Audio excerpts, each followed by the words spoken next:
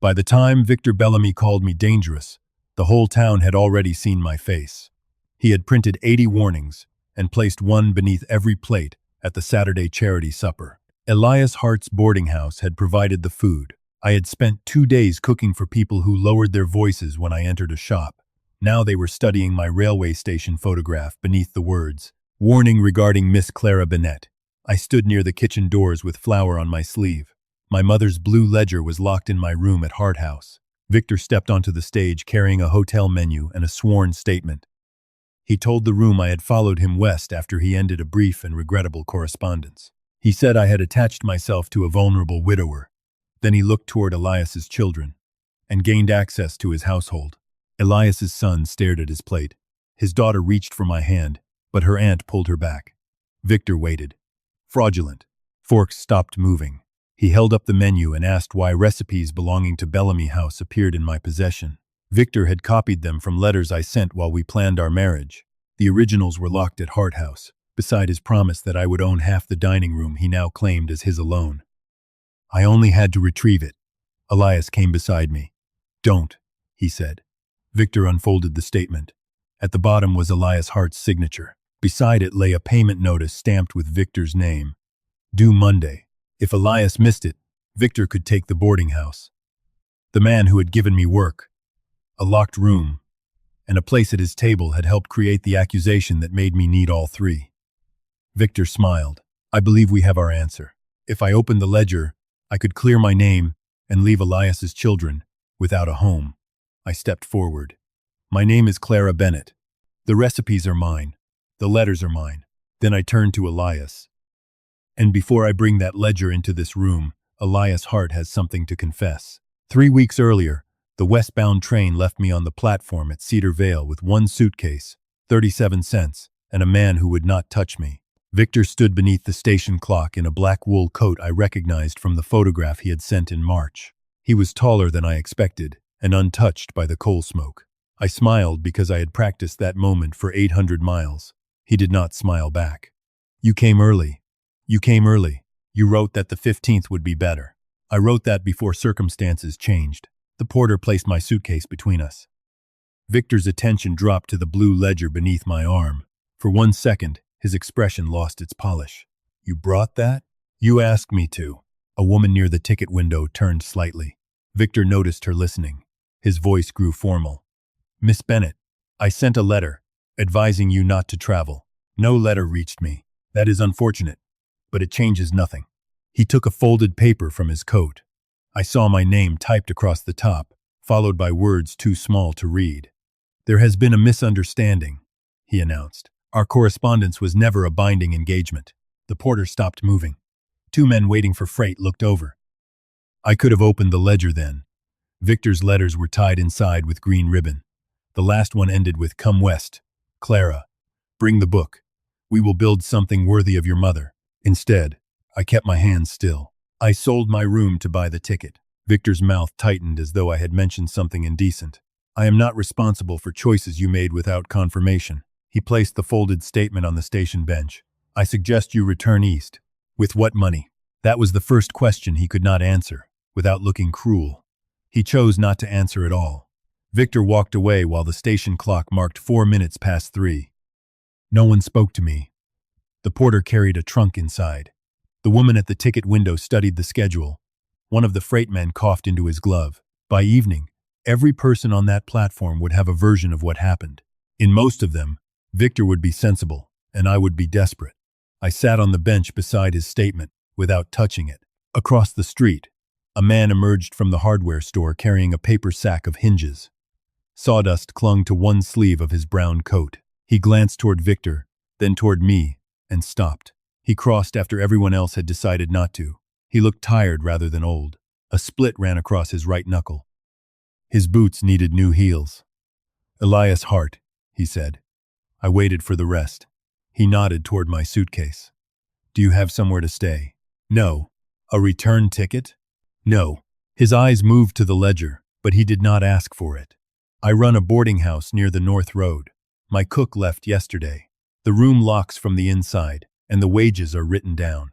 That sounded less like kindness than terms, which made it easier to believe. Then he asked the question that changed the direction of my life. Can you cook? A laugh escaped me before I could stop it. It was small and tired, but it was mine. Yes. How well? Well enough that you will stop asking after supper. The corner of his mouth moved. He picked up my suitcase, then paused beside the folded statement Victor had left on the bench. His boot covered the lower half of the page. I saw only one line before he folded it and placed it in his coat. Reasonable grounds to question Miss Bennett's honesty. Beneath it was a witness signature. The surname began with H. Elias Hart's boarding house stood at the end of North Road, where the town thinned into fields, and the wind had room to gather speed. It was larger than I expected and more tired than it looked from a distance. The porch leaned toward the road. Two upstairs shutters hung at different angles. A painted sign over the gate read Hart House, though the final letter had faded. Elias carried my suitcase through the front door. Lucy, he called. Noah. No one answered. The entry smelled of lamp oil, damp wool, and something burned earlier. Two children's coats hung beside a woman's gray scarf, folded neatly enough to show it had not been used in a long time. A boy appeared at the top of the stairs. He was 12, narrow-faced, and old enough to understand that unexpected women rarely arrived without changing something. This is Miss Bennett, Elias said. She'll be cooking for the house. For how long? Elias set my suitcase down. That depends on Miss Bennett. The answer surprised both of us. The boy studied my dress, ledger, and dusty shoes. My name is Noah, he said. Clara. A smaller face appeared between the stair rails. The girl had one braid tied with blue ribbon and the other coming loose. Did you bring cake? No, she frowned, but I know how to make one. She came down 3 steps. Elias removed his coat. Lucy, show Miss Bennett the kitchen. I know where the kitchen is, Noah said. I wasn't asking you. The boy's mouth hardened before he disappeared upstairs. Lucy led me through a dining room containing 6 tables and 12 mismatched chairs. Only 3 places had been set for supper. The kitchen was clean in the way of a room no one enjoyed entering. A pot of beans sat on the stove. The surface had cooked into a gray skin. Lucy whispered, Papa forgets salt. I heard that, Elias said. You still forget it. He placed a ring of keys on the work table and separated 2. This opens the outside door. This one opens your room. Keep both. The keys were warm from his pocket. What are the wages? $4 a week, room included. Breakfast and supper for the family and boarders. Midday meal when railroad men stay. How many boarders? Currently 2. You have room for 12. Currently, he repeated. 2. I understood a failing business. At the orphanage, empty chairs had always appeared before missing coal, watered soup, and explanations about delayed wages. I placed the keys on the table. I can begin tonight. You have been traveling for 4 days. 3.5. That was not an argument. I wasn't making one. He watched as I opened the pantry. Flour, cornmeal, softening potatoes, 2 onions, dried apples, salt pork, less than an inch of molasses. Enough. If no one expected abundance, do you always count a stranger's food before removing your hat? He asked. Only when the stranger plans to pay me from an empty dining room. Lucy covered a laugh. Elias did not. You notice too much. I was taught to. For 3 years after leaving the orphanage dormitory, I remained there as kitchen help because the superintendent called me dependable. Dependable meant rising before dawn, accepting half wages, and apologizing when other people failed to order enough flour. Victor's first letter did not call me pretty. He asked how I had fed 40 children through a winter shortage. I mistook being studied for being seen. That mistake had carried me to Cedar Vale. I removed my hat. Supper became potato cakes, onions fried with salt pork, and dried applesauce thinned with hot water and molasses. I worked while Lucy sat on a flour barrel and described the household. Noah hates onions but eats them if no one watches. Papa eats standing up when he is worried. Elias was repairing a chair near the stove. His plane stopped halfway down one leg. Lucy. What? Find the napkins. When she left, Elias said, You do not need to earn the room tonight. My knife continued through the onion. I am earning wages. You know what I mean. I did. I have no return ticket, I said. No family expecting me. By tomorrow, Victor's version will reach every kitchen that might hire me. Elias turned the chair leg in his hands. So you plan to make yourself impossible to dismiss. I plan to do the work. Until your hands split. The knife paused. A thin red line had opened across my thumb where the dry skin had cracked. Elias poured water into a basin, left the clean cloth within reach, and returned to the chair. Wash it before you touch the flour. It was practical, not tender. Still, my chest tightened. At supper, Mrs. Dunn asked whether I had worked in a hotel. No. Mr. Vale asked whether Victor had paid my fare. No. Noah asked nothing. He cut his potato cake into 6 exact pieces and watched his father. Elias ate seated. Halfway through the meal, Lucy said, "Miss Bennett knows salt." Mrs. Dunn coughed into her napkin. Noah's mouth shifted, but he kept his eyes down. Afterward, I cleared the table before anyone could offer help. I washed the dishes, scrubbed the burned pot, swept the kitchen, and carried ashes from the stove. Elias found me on the back step shaking the bucket into the dark. "You are finished. The floor, by the pantry needs. You are finished." His voice was not loud, but it left no space to work around. I gripped the handle. At the orphanage, being told to stop usually meant someone had decided I was no longer worth paying. Elias took the bucket, set it inside, and closed the door against the wind. "I hired a cook," he said. "Not a person to punish herself in my kitchen." Heat rose into my face. "You know nothing about me." "No." His gaze dropped to the cloth around my thumb. "But I know what it looks like when someone believes rest must be earned." A board creaked upstairs, and Elias stepped back. "Breakfast is at 6:30. The kitchen is yours at 5. Before that, it is closed." "You lock employees out of their workplaces?" "Only the stubborn ones." My room behind the pantry had a narrow bed, a washstand, and a window facing the fields. A chipped white cup beside the lamp held 3 dried lavender stems. I set the blue ledger beneath the mattress, then I took it out again. Through the thin wall, a drawer opened in Elias's office. A key turned. The statement from the station was no longer in his coat. I sat on the bed with my injured thumb in my palm. I had told myself I was safe because the door locked from my side. But somewhere in the house, Elias Hart had locked away a paper bearing a witness signature that began with his name. The first week at Hart House taught me that hunger had habits. Railroad men wanted coffee before they removed their coats. Mr. Vale left the crusts of his bread but scraped every trace of gravy from the plate. Mrs. Dunn claimed she could not digest onions, then asked for a second helping whenever I cooked them slowly enough to disappear.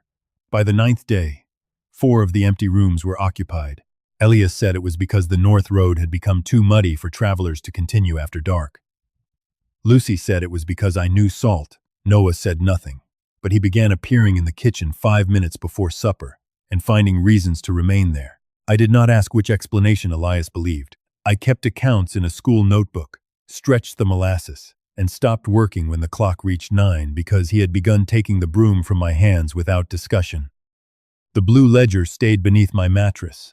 I told myself I was protecting it from kitchen steam and curious children. The truth was less orderly. Each time I touched the cover, I remembered Victor's face at the station when he asked whether I had brought it. Not surprise. Fear. On Thursday afternoon, a delivery boy from Bellamy House came through the back door, carrying a wooden crate. "Kitchen supplies," he said. We did not order anything. He checked the card tied to the handle. Hart House. The crate contained 6 tins of tea, a sack of white sugar, 2 jars of preserved cherries, and a packet of printed menus. Elias entered while I was lifting out the sugar. "That is not ours." The boy shifted his weight. Mr. Bellamy's clerk wrote the address. "Then take it back." One menu slid from the crate and landed face up on the work table. I saw the words before the boy reached for it. Bellamy House Autumn Supper. Roast chicken with sage. Creamed turnips. Railway apple pudding with burnt sugar sauce. My fingers closed around the edge of the table. The title meant nothing. The ingredients did. Most apple puddings used nutmeg. My mother had used black pepper, no more than 3 turns of the mill, because pepper made stored apples taste brighter after winter softened them. Burnt sugar sauce was my addition. I had written both details to Victor in February. The delivery boy picked up the menu. "Leave that," I said. He glanced at Elias. Elias held out his hand. "She asked you." The boy released it and left with the crate. Cold air entered through the open door before Elias shut it. I read the menu again, slower this time. Under the pudding was a sentence in smaller type, "A Bellamy family recipe, perfected over 3 generations." The paper bent beneath my thumb. My mother made this for 42 children the winter the boiler failed, I said. We cooked it in bread pans because the pudding molds had cracked. Elias did not offer comfort. He waited. She used pepper because the apples were nearly gone. I added the burnt sugar years later because the younger children complained it tasted plain. Could anyone else know that? Victor. The answer came too quickly. I carried the menu to my room. Elias followed as far as the doorway and stopped there. The ledger was where I had left it. I brought it to the washstand, untied the green ribbon, and turned past pages softened by flour and grease. My mother's handwriting filled the first half. Mine began after the pressed daisy. There it was. Winter apple pudding, 3 turns black pepper. Burn sugar until dark amber. Do not let it smoke. In the margin, Victor had written a question in pencil during one of our exchanges. Would this hold for 2 days if prepared for the rail cars? I had answered beneath it. Yes, if the sauce travels separately. Elias read from the doorway. He wrote in the book. I mailed him copied pages. He returned this one after saying he wanted to see my mother's hand. Why? I thought he respected her work. The last word came out unevenly. A drop of water struck the page. I had not noticed my eyes filling. I moved the ledger away before another could fall.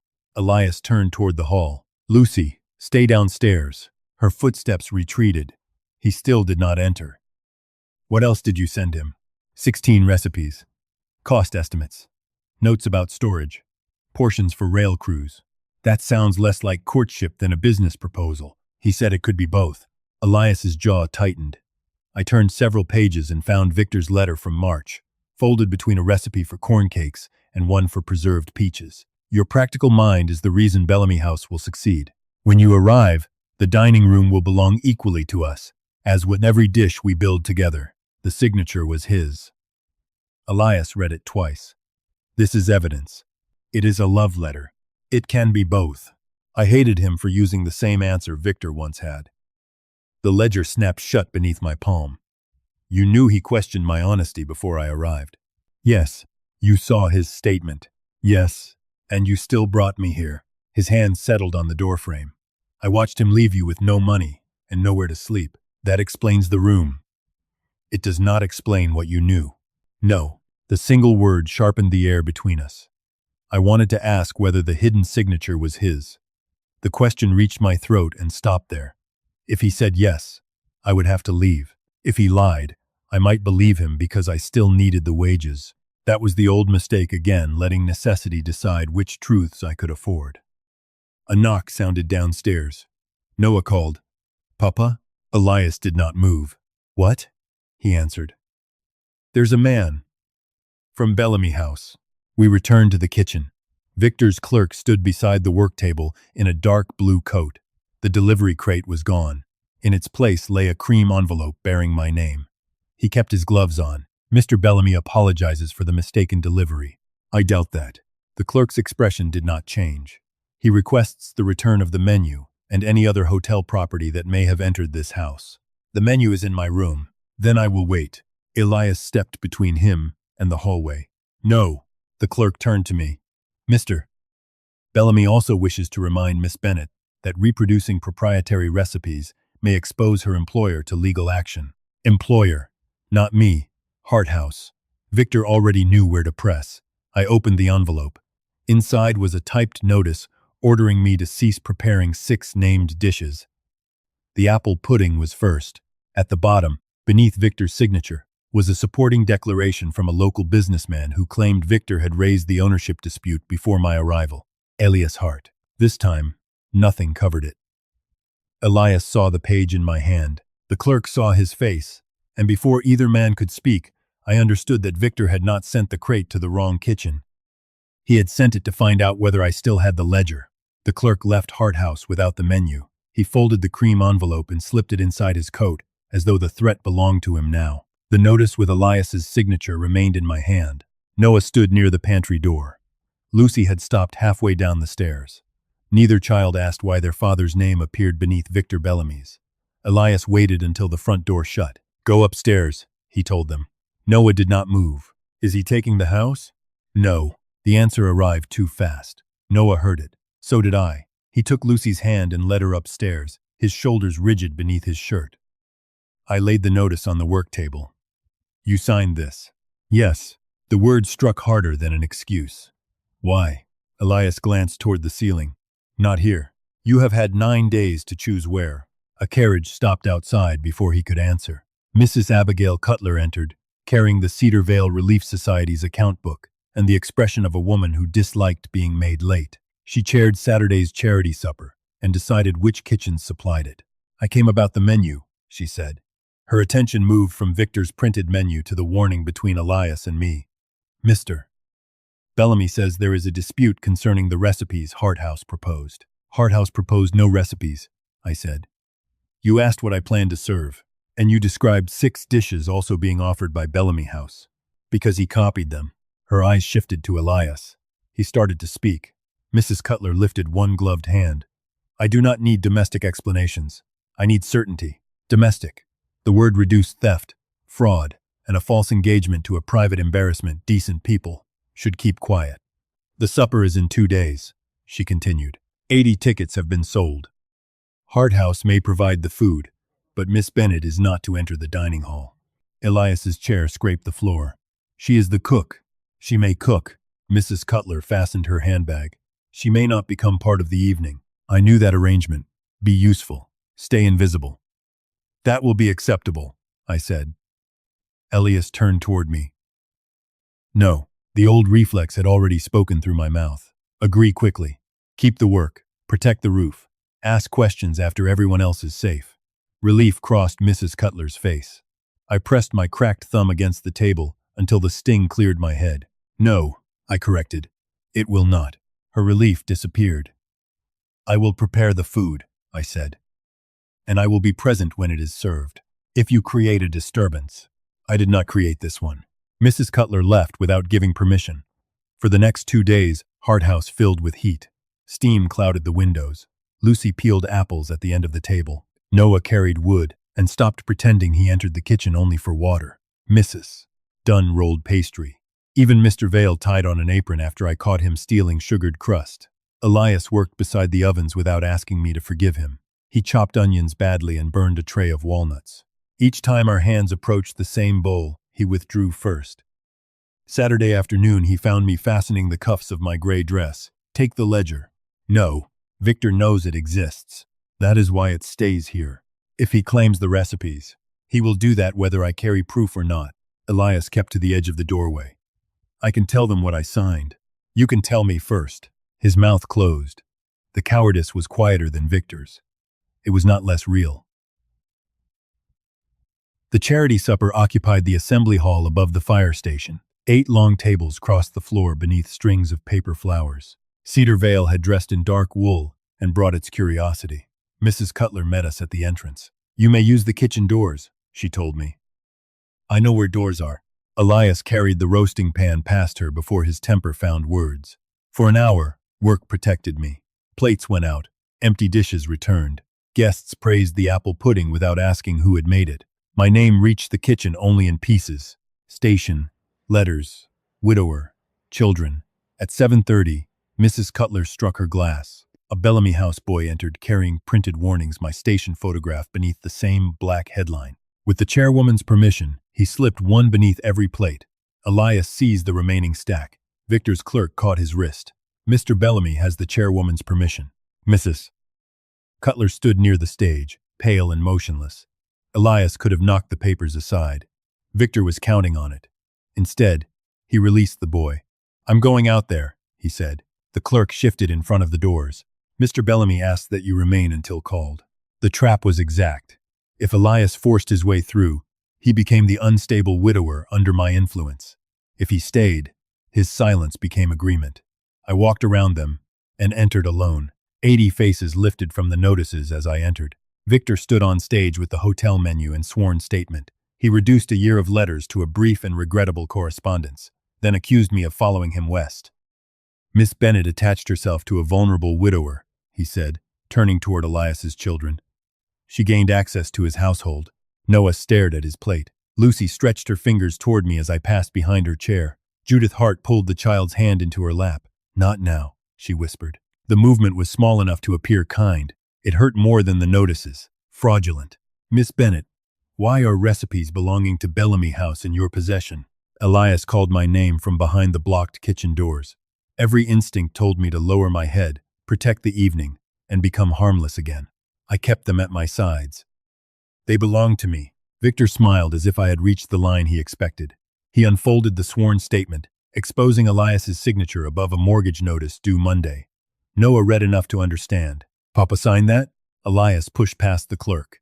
But the question had already reached every table. Victor turned toward the crowd.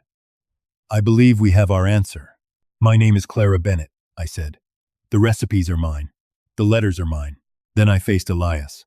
Before I bring that ledger into this room, Elias Hart has something to confess. He entered the hall with flour across his shirt and Victor's clerk behind him. I signed the statement, he said. A chair creaked near the stage. Elias kept his eyes on me. I had never met Miss Bennett. Bellamy told me she had fabricated the engagement and stolen from his hotel. Victor's smile remained, but it arrived a fraction late. And what did your signature purchase? I asked. Elias's hand closed at his side. More time on my mortgage. Lucy made a soft sound. Noah stood so quickly his chair fell backward. You lied for the house? I told myself I was protecting it. You lied, Noah repeated. He left through the side doors. Lucy pulled free of Judith and followed him. Elias took one step after them, then stopped between his children and me. Victor folded the statement with careful hands. There, he told the hall. Even Mr. Hart admits the claim was legitimate. Elias turned toward him. No. I admit, I signed before I knew the truth. But Victor had already given the crowd the sentence it wanted. Around us, 80 warnings remained beneath 80 plates. The ledger was still locked in my room at Hart House, and the 2 children I had tried to protect were gone. We found Lucy behind the fire station with both arms around Noah's waist. He sat on an overturned coal bucket, staring at the mud between his boots. Lucy had stopped crying, but her cheek remained pressed against his shoulder. Elias halted several feet away. Noah, the boy's fingers tightened around Lucy's sleeve. You traded Mama's house for a lie. It is not your mother's house, Elias said, then closed his eyes. That is not what I meant. It is what you always call it. Noah stood and took Lucy's hand. Lucy paused beside me. Are you leaving? Not tonight. She nodded, then followed her brother toward Judith's carriage. They will stay with me, Judith said. Elias did not argue. The carriage carried them away beneath the assembly hall windows, where people were still eating food I had prepared while discussing whether I was a thief. Elias and I returned to Hart House separately. The kitchen held the heat of the ovens. Dirty platters covered the work table. A pan of apple pudding sat untouched near the stove. I began scraping plates. Elias removed the knife from my hand. Do not. I am not in the mood to be managed. Your hand is bleeding. The crack across my thumb had opened again. Red marked the white cuff of my dress. He carried a basin into the pantry. The space was narrow enough that 2 people could not pass without touching. He poured warm water, added salt, and placed a clean cloth beside it. He did not reach for me. I sat and lowered my hand into the water. Tell me all of it, I said. I signed the statement 2 months ago. Victor had purchased the note on this house. I was 3 payments behind. He gave you more time. 6 months. For my name. For my signature beneath his version of it. What did you ask him? Nothing. Not to see the letters? No. Not whether I existed? No. Each answer came without defense. You did not know me then? No. That is the excuse you want me to give you. It is the excuse I gave myself. I wrapped the cloth around my thumb. When did it stop working? The platform. I remembered his boot covering the lower half of Victor's statement. You knew whose signature I might see. Yes. And you locked the paper away. Yes. The pantry seemed to narrow. He could have lied with more grace. Victor would have. What else? His gaze dropped to the basin. When Mrs. Cutler asked Hart House to provide the supper, she sent the proposed dishes to both kitchens. My fingers stopped. You saw the list. Yes. You knew Victor's claim named those recipes. Yes. And you let me plan the supper. I needed the contract. No threat. No frightened children. Money. Hart House needed the payment. Elias knew the menu could place me inside Victor's accusation, and he had let me walk into it because the house needed the work. I told myself serving them would prove you were not afraid, he said. You told yourself whatever allowed you to keep both the money and your silence. Yes. I stood too quickly. My shoulder struck a shelf, and a jar of cherries tipped toward the floor. Elias caught it against his chest. For one breath, we were close enough that I could see the pale line beside his mouth. His free hand lifted toward my waist, then stopped. He set the jar down and stepped back. I am sorry. Do not use that word as a door. I do not know what else to give you. The truth before I drag it out. You have it now. I have the part that became impossible to hide. He accepted that. The anger left me unsteady. Beneath it was grief for the version of him I had built from coffee, locked doors, and a basin of warm water. I heard the station every night, I said. Not the train, the people pretending not to watch. He remained still. I thought if one person had said my name, Victor's version might not have settled so quickly. Then you crossed the street. I thought you had seen me. I did. No. You saw a stranded cook. His breath changed. I made myself useful here because usefulness has always been the nearest thing I had to safety. Every full table felt like another day no one could send me away. You began to understand that. Yes. And you used it. Yes. His hand rested on the pantry door, holding it open. I want you here, he said. But not because you owe this house anything. A dangerous tenderness moved through me, unwelcome and real. I stepped toward him. For a moment neither of us knew whether I meant to pass or stay. His eyes dropped to my mouth, then returned to my face. He moved aside. Not tonight. The boundary landed gently. Not while this room is part of my wages, I said. And not while I depend on your door staying open. You will not, after tomorrow. He placed $4 on the pantry crate. A full week's wages. Stay tonight. Leave tomorrow if you choose. I will not charge you or ask you to protect this house. He set my room key beside the coins. A folded page lay beneath it. Victor's statement. Across Elias's signature, in fresh ink, he had written, withdrawn, signed without knowledge of the facts. Below it were the date and 2 witness names from the supper. You did this before we found the children, before I came outside. The correction would not save the house. It might not repair my name, but it was the first thing Elias had done that cost him something without asking me to pay part of it. I picked up the statement, not the key. A soft scrape came from the kitchen. Noah stood beyond the pantry door. Judith must have brought him back on foot. His coat was unbuttoned, his face pale from the cold. He held a cream envelope. Aunt Judith found this under Lucy's seat. Victor's seal had been broken. Noah offered the letter to his father, then changed direction and gave it to me.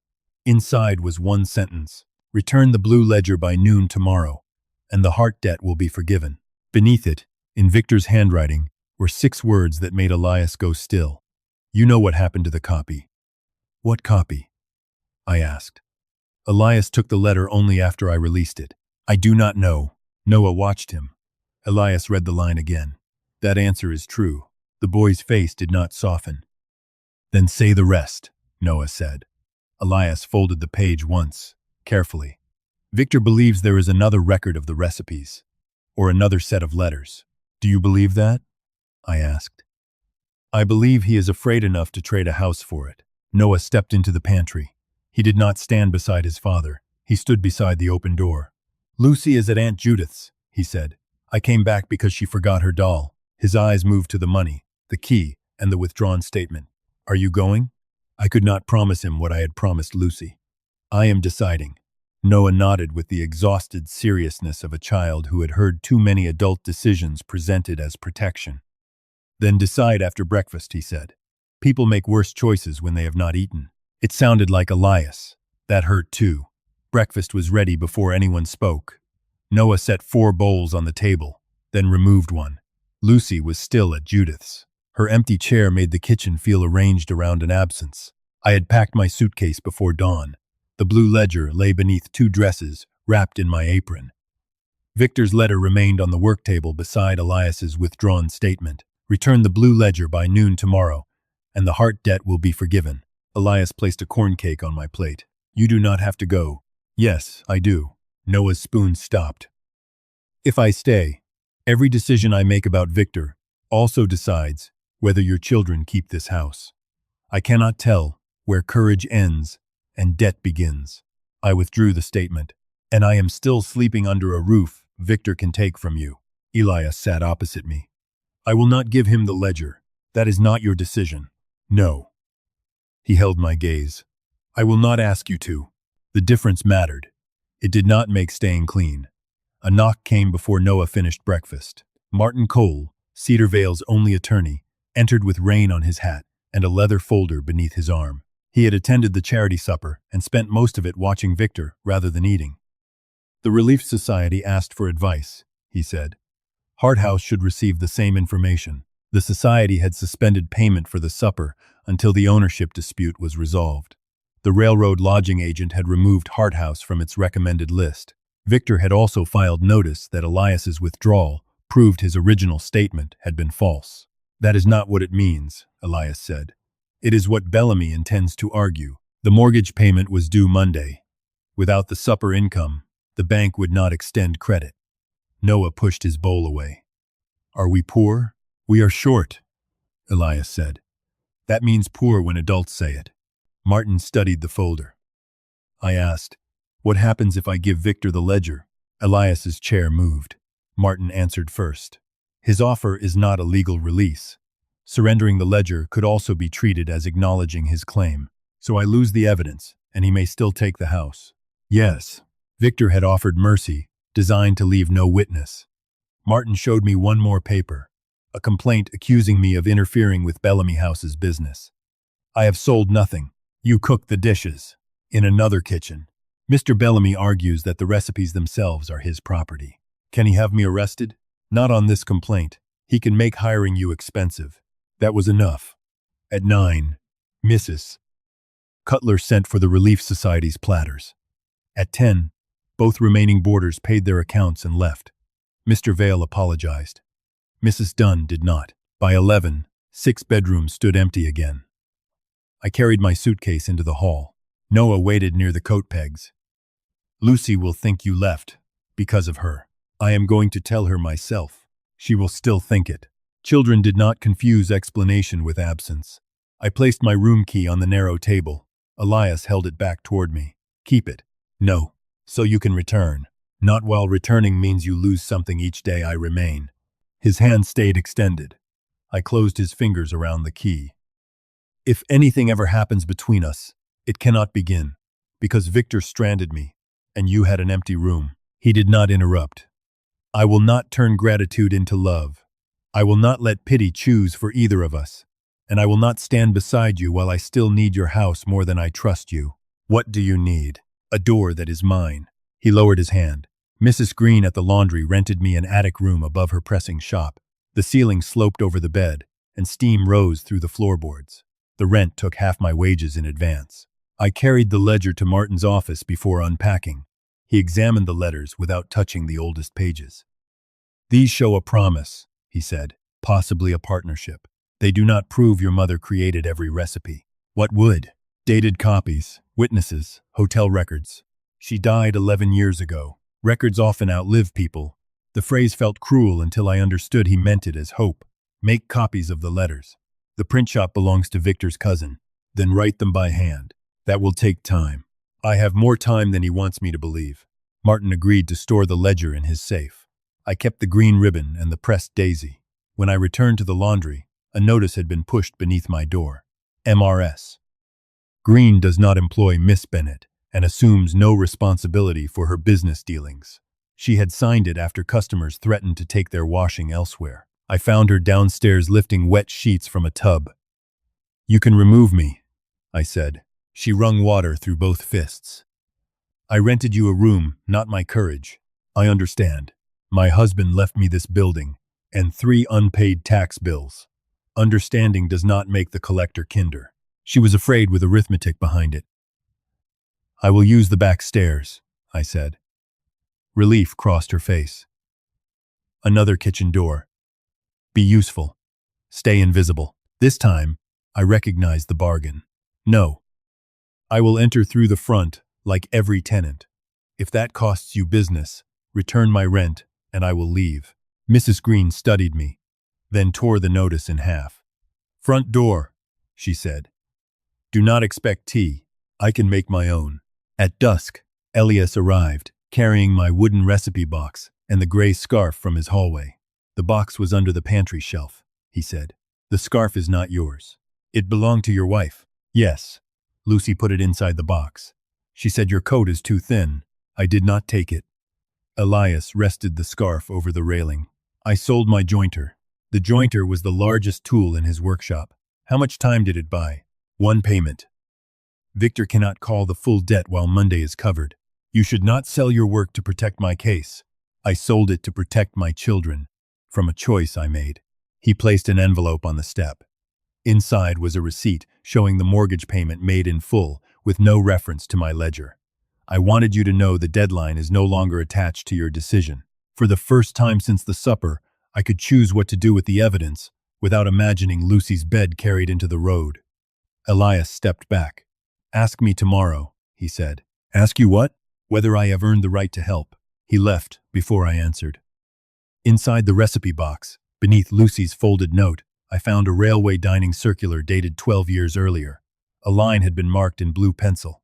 Autumn pudding developed by kitchen assistant Evelyn Bennett, my mother's name.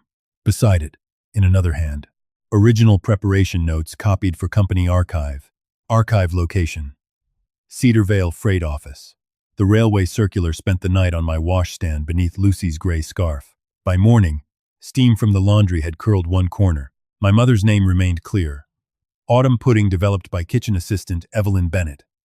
Below it, the archive location waited, like an address sent 12 years too late. Martin Cole read the circular twice. The freight office may keep dining car records. Then we go there. We ask. If you force the door, Victor will call the record stolen before you finish reading it. At 10, Thomas Finch, the railroad's district agent, met us beside a wall of numbered drawers. He wore silver spectacles and the careful expression of a man whose salary depended on remaining uninteresting. Martin placed the circular on his desk. Finch traced the blue pencil mark without touching my mother's name. Company files are not open to private claims. Victor Bellamy is using her work to obtain a railroad contract, I said. That allegation is under review. He submitted a bid. Finch adjusted one cuff. Martin asked for the archive register. Finch hesitated, then unlocked a ledger. Box 214. Dining car preparation notes. Transferred for local preservation. The receiving signature belonged to Victor's father. Where is the box now? Bellamy House claims it was destroyed in a storeroom flood. Claims? No railroad employee witnessed the damage. A door opened behind us. Ruth Calder, Cedar Vale's postmistress, entered carrying a canvas mail pouch. She stopped when she saw me. I need to speak with Miss Bennett. Finch reached for the register. I covered the page with my hand. After I copy this entry. Outside, Ruth stood beneath the freight awning and worried the pouch strap between both hands. You did not receive a letter before you left the East, she said. No, I know. Ruth had handled Cedar Vale's post for 18 years. Victor mailed one to the orphanage 10 days before your train arrived. Then he asked for it back. You returned it? I held it. Martin's voice sharpened. On whose authority? None. I thought if it reached her, she might come anyway and bring more trouble, so you decided I should know nothing. I thought I was preventing harm. The phrase had followed me through every door in Cedar Vale. Victor had lied for profit. Elias had signed for time. Mrs. Cutler had hidden me to protect the supper. Ruth had withheld the truth to protect me from my own choice. She opened the mail pouch. The envelope had been slit along one side. Do not travel until you have signed the enclosed transfer of all preparation notes, formulas, and dining room concepts to Bellamy House. No transfer was enclosed. He never told me not to come. No. At the bottom, faint type showed through from another sheet. Martin held it toward the light. A carbon impression. Payment upon receipt of original blue ledger and archive copy. The amount was $2,000. The buyer's name had not transferred clearly, but the first letter was S. Ruth said, "There is more." Before she could continue, Judith Hart came down the freight steps carrying a folded petition. 23 residents had signed it. They asked the council to remove me from Mrs. Green's property until the dispute was settled, citing threats to business and confusion among minor children. My children are being whispered about at school, Judith said. Elias has lost his boarders. Mrs. Green has lost customers. How many people must pay for your fight? My fight began before I reached this town. But you can end it. She handed me Victor's settlement. I would receive $500 in rail fare east. He would withdraw his complaint and say I had acted from emotional misunderstanding rather than deliberate fraud. In return, I would surrender the ledger, abandon all claims, and leave Cedar Vale by Friday. The paper shook once in my hand. $500 could restore Mrs. Green's losses. Elias could keep his tools. Noah and Lucy could return to school without hearing my name used against their father. All I had to do was accept Victor's kinder version of my disgrace. Martin said, "Do not sign anything here." Judith folded her arms. Easy advice from a man who still has clients. I carried the settlement into the freight waiting room and sat beneath the clock. For 10 minutes, I built reasons to sign. Leaving was not surrender if it protected children. Money was not payment for silence if I needed it to begin again. Each thought sounded sensible because it came from my oldest mistake. Make yourself smaller, and perhaps everyone else will remain comfortable. The door opened. Elias entered, but stayed near it. Judith told me. I raised the settlement. This ends the mortgage pressure, the school whispers. Mrs. Green's losses. It ends your claim. It ends everyone else paying for it. No. It teaches Victor the price of your name. You do not get to tell me what sacrifice costs.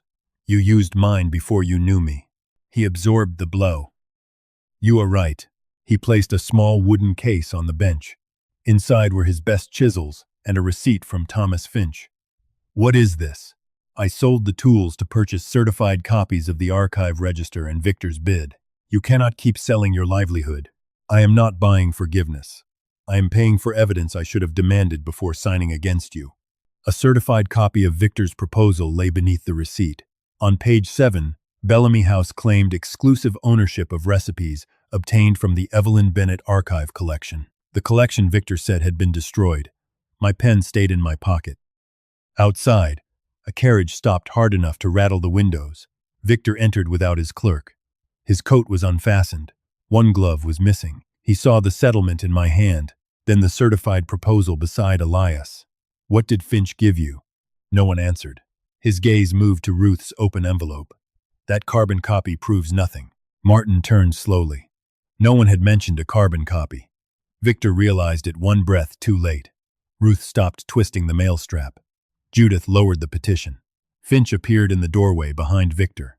Victor recovered his smile, but it reached only one side of his mouth. I assume Miss Calder has been inventing explanations for mishandled post. Ruth drew a second envelope from her pouch. No.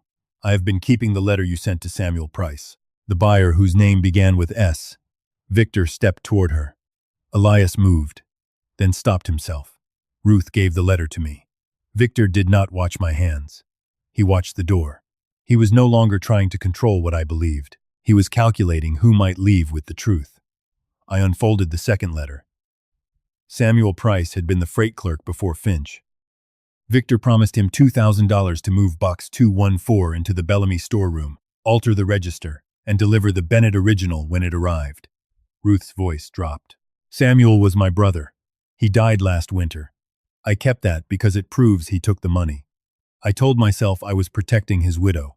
Another protection. Another person erased from her own story. Finch removed his spectacles. The railroad board reviews Bellamy's bid tomorrow morning. This letter can stop the award, but only if Mrs. Calder swears to where it came from, and Miss Bennett submits the ledger for examination. Ruth stared at her brother's name. Victor watched her hesitate.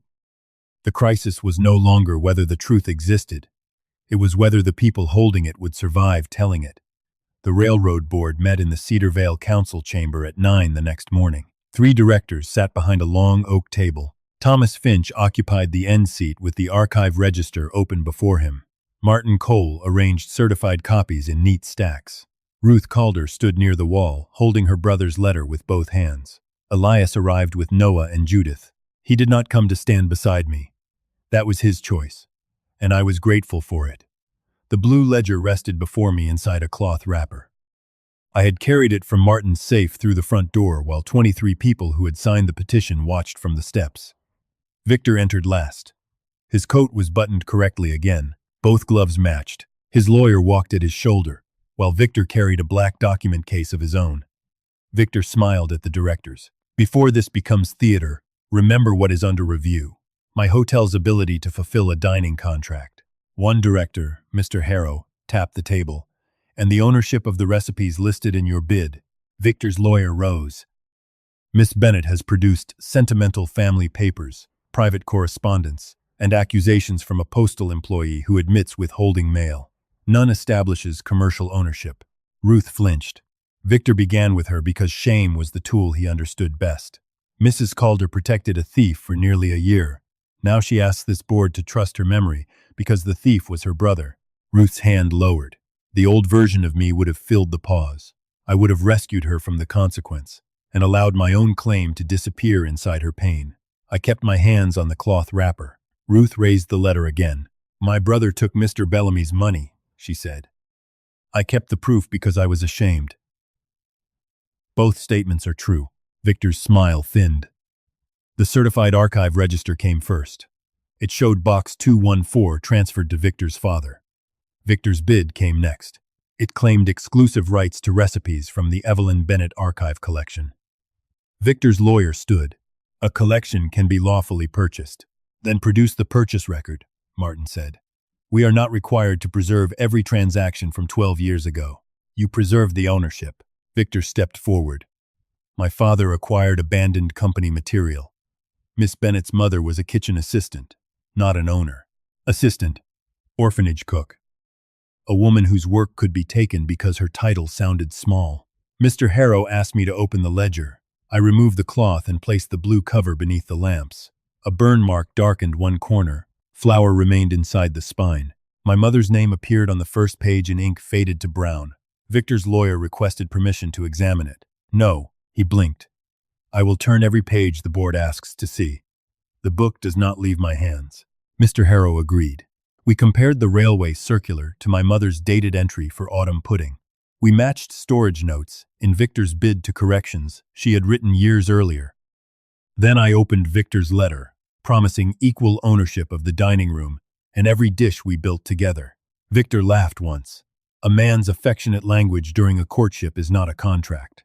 No, it is evidence that you knew where the work came from. Victor changed direction. He said I had offered him the recipes in exchange for marriage. He called me vindictive after rejection and described Elias as a lonely man whose judgment had been compromised by domestic attachment. Every sentence made the same argument. A woman who cooked for people could not own what she created. A woman who wanted a home could not be trusted when she spoke about business. Mr. Harrow asked whether I wished to respond. I stood. My mother taught me that burnt sugar cannot be hurried.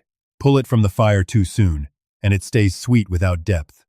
Leave it too long, and bitterness takes the whole pan. Victor's lawyer glanced toward the directors as if I had proved his point. Victor Bellamy believes this hearing is about whether I am wounded enough to be unreliable. I am wounded.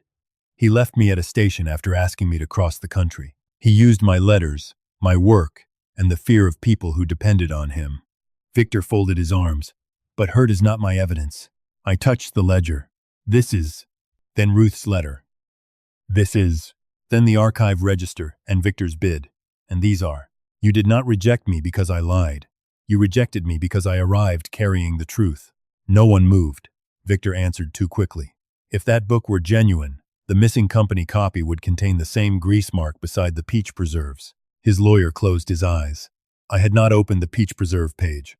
Neither Martin nor Finch had mentioned a grease mark. Mr. Harrow leaned forward. What company copy? Victor's face changed. His gaze went to Ruth, then Finch, then the black case beside his chair. Not to me. The archive copy.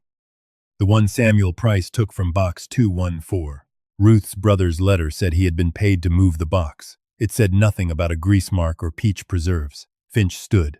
Mr. Bellamy, you reported the entire box destroyed. Victor's control cracked. My father showed me portions before the flood.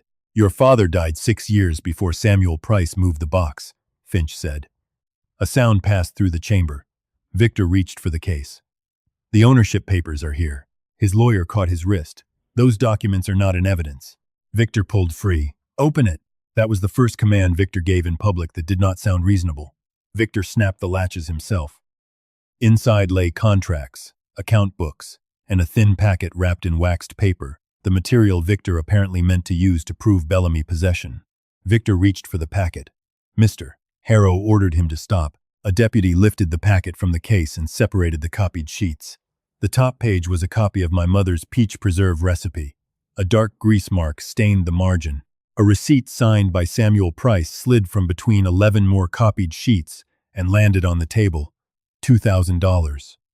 Victor sat down without being asked. His explanation came apart quickly. His father had owned the material. Samuel had merely recovered it. The forged transfer bearing my name had been prepared for convenience.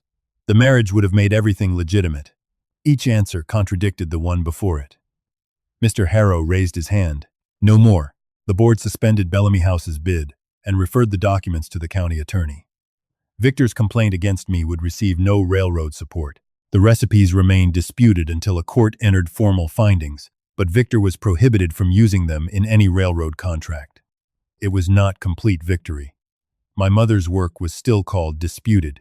The petition still existed. Ruth's brother was still guilty. Elias had still signed his name. Victor rose as the directors gathered their papers. "You think this town will trust you now?" he asked. "After everything attached to your name?" The deputy stepped between us. I did not need him to. "You have explained me to this town long enough." Victor waited for more. There was none. I wrapped the ledger and carried it from the chamber myself. Outside, reporters gathered near the steps. Elias stood with Noah several yards away. He did not approach until the questions ended. Even then, he stopped before reaching me. "Did you earn the right to help?" I asked. "No," he said. "But I can carry the papers if you are tired." I handed him the certified copies, not the ledger. We walked down the steps with space between us. Mrs. Green stood beside the 23-name petition. She tore her signature from the bottom. Only hers. The other names remained. The railroad did not give my mother's name back in a single morning. It suspended Bellamy House's contract. The county attorney took Victor's account books. Newspapers printed words like scheme, disputed, and alleged. None printed Evelyn Bennett above the recipes. That required lawyers, affidavits, and months of proving that a woman with no title had still created something worth stealing. Victor remained in Cedar Vale while the case moved forward. His hotel lost railroad business but did not close. Some people avoided him. Others decided the truth was too complicated and continued eating there. The 23-name petition became 12 names. It never became none. I kept the torn page in my desk. 6 months after the hearing, I opened Bennett's dining room in the front half of Mrs. Green's laundry building. The steam pipes knocked beneath the floor. There were 6 tables, 1 stove, and a sign Noah painted twice, because the first version made the final T look like an I. The railroad paid me to prepare meals for the westbound afternoon train while the ownership case continued. Martin arranged the contract so the railroad claimed no ownership in my recipes, and accepting the work would not waive my case against Bellamy House. I read every line before signing. Mrs. Green charged fair rent and complained about cinnamon entering the clean sheets. She also threatened a man with a wet pressing board when he called me Victor's abandoned bride. "I was protecting the laundry," she said.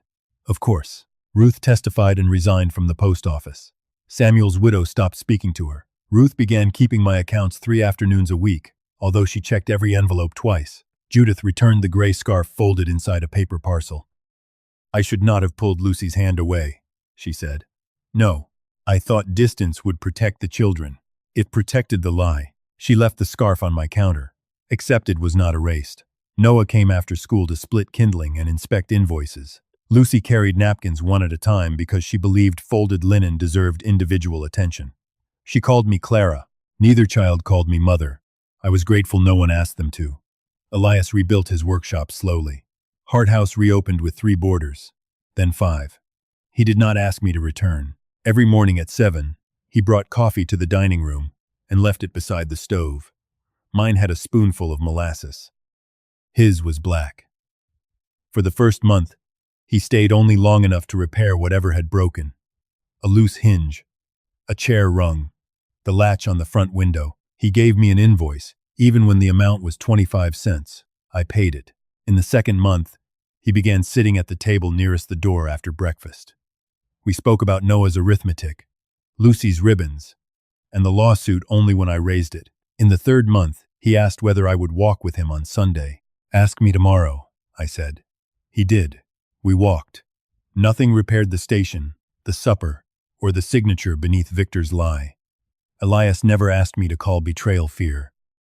He simply stopped making me discover the truth after it became useful to him. That mattered. The court issued a temporary order recognizing my control of the ledger and prohibiting Bellamy House from using the disputed recipes. A final judgment could still take another year. When Martin brought the order, everyone in the dining room applauded. A spoon struck a plate behind me. My hands went cold. For one breath, I was back at the charity supper with 80 warnings beneath 80 dates. Elias rose. He did not touch me or tell everyone to be quiet. He moved the blue ledger away from the counter's edge before my hand could knock it down.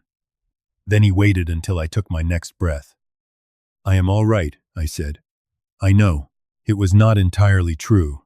He knew that too. That evening, after the last train meal had been collected, I opened the ledger on the center table. The burn mark remained. My mother's notes still smelled faintly of flour and old paper. The pressed daisy had broken into 3 pieces, so I placed them inside an envelope rather than pretending the flour could be restored. The final page was blank. Elias entered, carrying a narrow wooden box. "I made something," he said. "That usually means I will receive an invoice. Not this time." Inside was a brass key attached to a piece of walnut carved with the letter B. "What does it open?" The new lock on the dining room door. The old one could be lifted with a knife. He had not made one for himself. "You will need access when I am sick. I can wait outside." That is inconveniently honorable. I have had practice being the other thing. He sat across from me, leaving the ledger between us. Warm light settled across the blue cover. "I love you," he said. No speech. No promise that love had made either of us clean. My fingers closed around the key. "I love you too." He did not reach across the table. "Is that permission to kiss you? Not because you gave me a key. No. Not because you waited. No. Not because the town finally believes part of my story." He shook his head. I closed the ledger. Yes, the kiss was gentle and brief. It did not feel like rescue. It felt like a door I had chosen to open. Later, Elias carried the empty cups while I locked the front entrance myself. A train whistle crossed the dark beyond Cedar Vale. My hand stopped on the key. The station still lived somewhere in my body. Perhaps it always would. Elias waited several steps away. He did not ask whether I needed him. He did not say I was safe. He only stayed where I could see him until I turned the lock. The blue ledger remained on the table behind us, holding my mother's work, Victor's letters, and the blank final page. Not proof this time, not peace either. Just a story no one else was allowed to finish for me. Some people do not destroy you by shouting. They do it by writing a version of you that everyone else can believe. And sometimes, the person who helps you survive is not the one who fixes your life. It is the one who finally says, "No, that is not what happened," and then leaves you enough space to speak for yourself. If this story stayed with you, tell me in the comments. Have you ever had to fight for the truth of your own life? And if you want more stories like this, leave a like, subscribe, and I'll see you in the next one.